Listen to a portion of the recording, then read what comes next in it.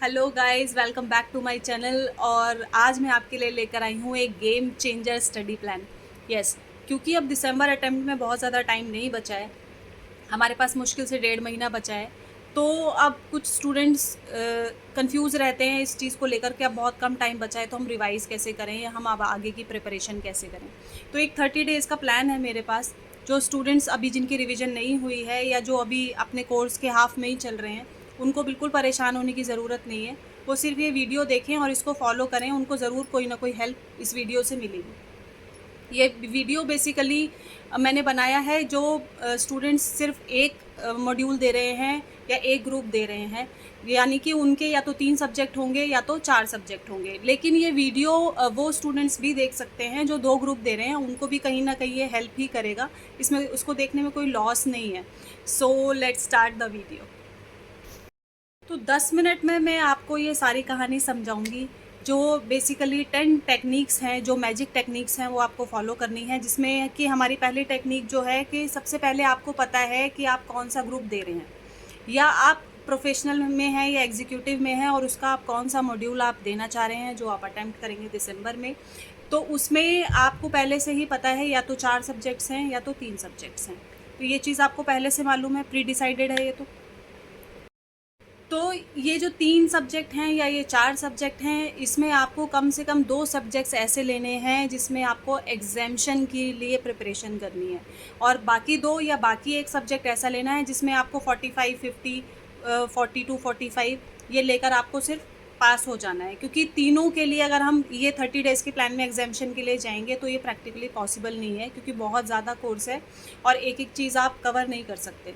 तो इसलिए मैं अपना ओपिनियन आपको बता रही हूँ, अपने पर्सनल एक्सपीरियंस से आपको बता रही हूँ कि अगर आपके ग्रुप में 3 सब्जेक्ट हैं या आपके ग्रुप में 4 सब्जेक्ट हैं, तो आप 2 सब्जेक्ट्स के लिए एग्जाम्शन के लिए जाइए और 2 आप 100 प्रिपरेशन उसकी रहने दीजिए। क्योंकि हम एग्जाम्शन के लिए इसलिए जाते हैं कि जो एग्जाम्शन होता है वो बाकी के सब्जेक्ट्स को भी पास होने में हेल्प करता है, तो सारा मिला के हमारा ग्रुप निकल जाता है। तो सबसे पहला रूल तो ये है कि हम जो हमारे 3 या 4 सब्जेक्ट्स हैं उसमें कम से कम 2 के लिए हम एग्जाम्शन के लिए प्रिपरेशन करेंगे, और बाकी का जो बचा है 1 या 2, उसमें हम 45 to 50 लाने की पूरी कोशिश करेंगे। ऐसी तैयारी हम करेंगे। अब हम जानेंगे कि सेकेंड पॉइंट में क्या है। हाँ, तो मैं बता रही थी सेकेंड पॉइंट में आपको कि हम कोई भी 2 सब्जेक्ट्स ऐसे प्रिपेयर करेंगे जिसमें हमें एग्जाम्शन लानी है, और बाकी के ऐसे जो हमारे नॉन एग्जेम्प्टेड, हम कोशिश तो करेंगे कि उसमें भी हम कुछ अच्छा कर पाएँ, लेकिन अगर वो नॉन एग्जेम्प्टेड रहते हैं तो एग्जाम्शन उसको हेल्प करेगी पास आउट करने में।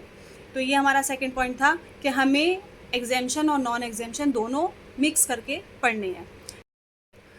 तीसरा पॉइंट मेरा ये है कि आपको प्रिपरेशन कौन से मटेरियल से करनी है। तो मैं आपको बता देती हूँ आपको कौन सा मटेरियल हेल्प करेगा। कुछ स्टूडेंट्स हैं वो कहीं ना कहीं कोचिंग ले रहे हैं, तो वो ट्यूटर्स उनको अपनी ही बुक से पढ़ाते हैं। वो बुक्स तो आपको पढ़नी ही है। साथ में ICSI का मॉड्यूल आपको ज़रूर पढ़ना है, और आपको ICSI जो सप्लीमेंट्स निकालता है टाइम टू टाइम वो पढ़ना है। आपको स्कैनर पूरा का पूरा पढ़ना है, शुरू से लेकर एंड तक। ईच एंड एवरी क्वेश्चन आपको ट्राई करना है। उसमें कुछ क्वेश्चंस ऐसे भी होते हैं कि जो रिपीट होते रहते हैं 3 बार 4 बार 5 बार रिपीट होते हैं। तो उसमें आपको बहुत ज़्यादा स्कैनर को कंप्लीट करने में मेहनत नहीं करनी पड़ेगी, क्योंकि स्कैनर जो होता है 50% न्यू होता है और अराउंड 50% रिपीट होता है।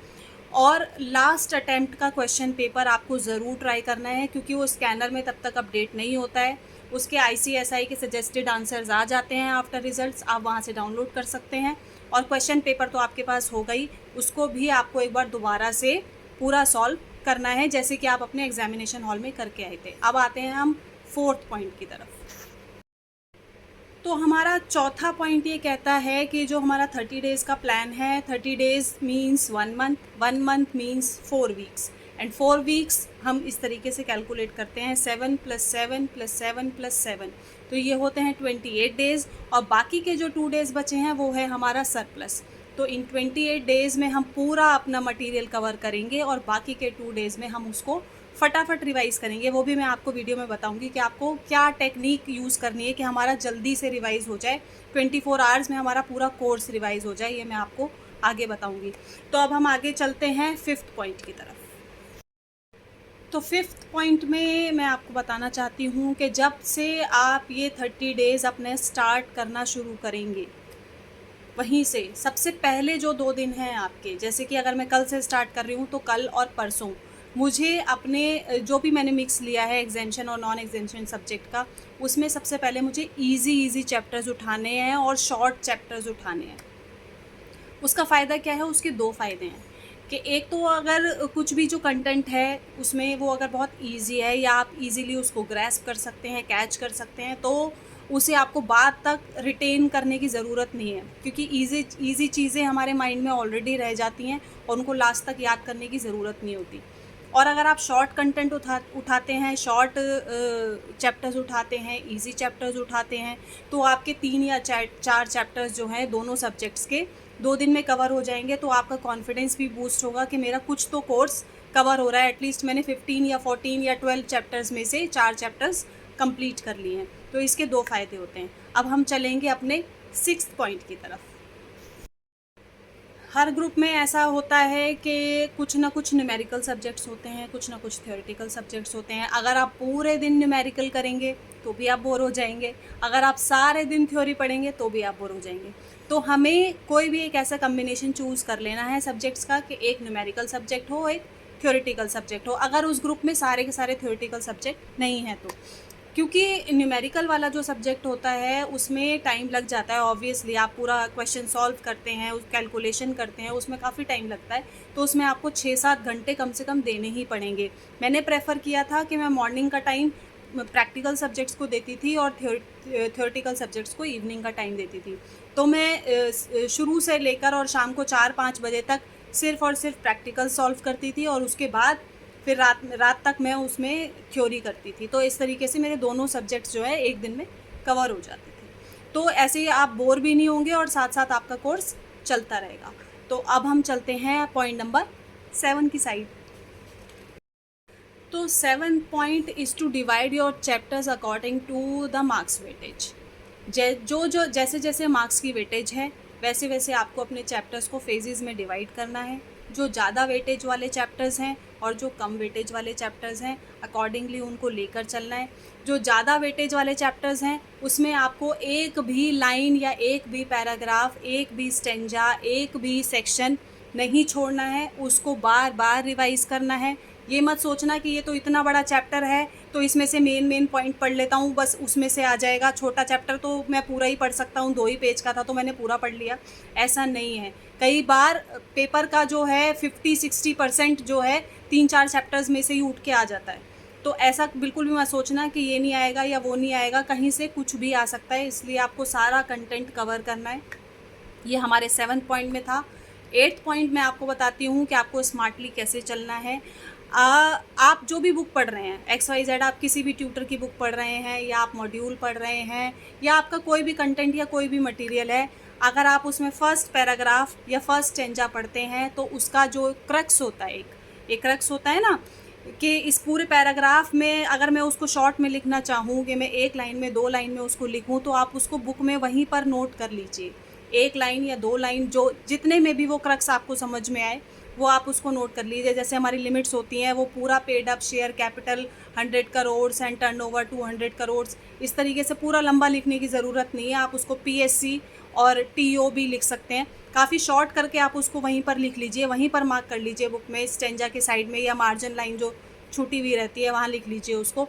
उससे क्या होगा, उसका फ़ायदा आपको तब होगा जब आपके लास्ट के जो 2 दिन बचे हैं ना रिवीजन के लिए, तो आपको पूरी बुक का पूरा पैराग्राफ दोबारा पढ़ने की ज़रूरत नहीं पड़ेगी। आप सिर्फ वो एक क्रक्स पढ़ेंगे और सारा का सारा प्रोविज़न या सेक्शन आपको रिकॉल हो जाएगा। अब हम चलते हैं हमारे 9th पॉइंट की तरफ। 9th पॉइंट ये कहता है कि एक सबसे इम्पॉर्टेंट बात कि आपको जब भी आप पढ़ रहे हैं, जिस टाइम आपको अपने पास एक कॉपी या पेपर या डायरी रखनी है।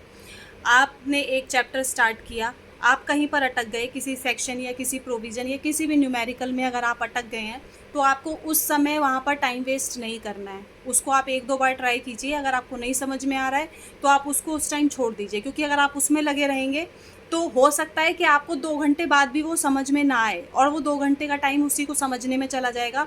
तो ये थोड़ा स्मार्ट वर्क यहाँ पे करना पड़ेगा हमें कि आप उसको उस टाइम छोड़ दीजिए, वो पर्टिकुलर टॉपिक आप अपनी डायरी में लिख लीजिए।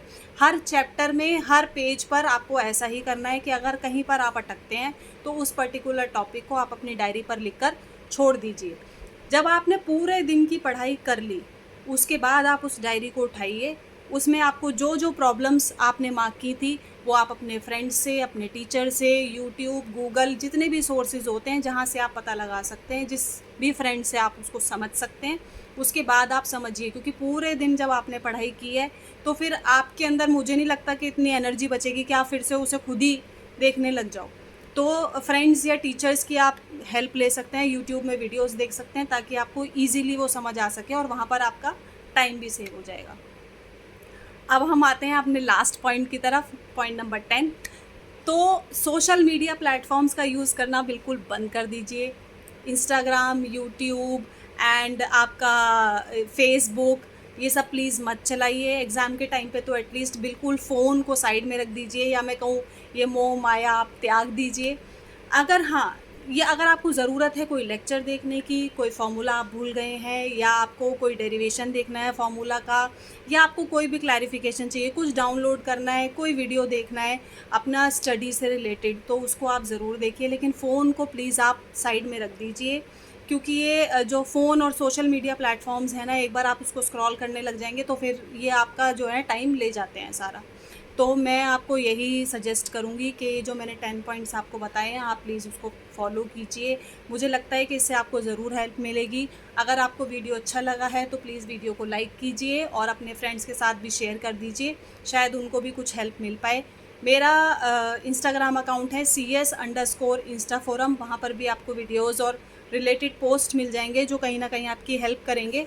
और मैं फिर से एक और वीडियो लेकर आऊँगी। तब तक के लिए आप अपना ध्यान रखें, अपना ख्याल रखें, एग्ज़ाम की अच्छी प्रिपरेशन करें और बिंदास पेपर दें। आपका मॉड्यूल निकल जाएगा। All the very best and thank you so much.